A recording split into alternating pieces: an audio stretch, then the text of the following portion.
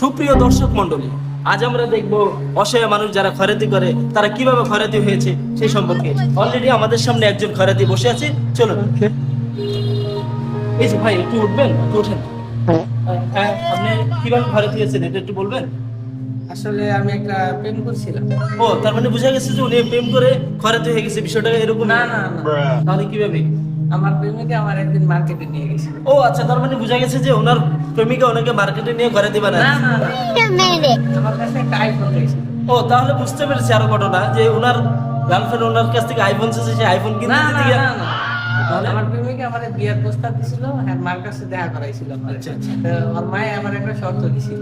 ও আচ্ছা, বুঝা গেছে। তার মানে হলো ওনার এই মেয়ের যে গার্ডিয়ান আছে তারা ওকে শর্ত দিয়েছে এই যে তার সম্পত্তি যা আছে সব মেয়ের নামে দিয়ে দিবে। না, না, अबे না। साले তাহলে এইটা বলুন, আপনি কিভাবে খয়রাতি হলেন? আসলে ভাই কি বলবো, আমরা বংশ পরম্পরায় ব্রাজিল ছাপা।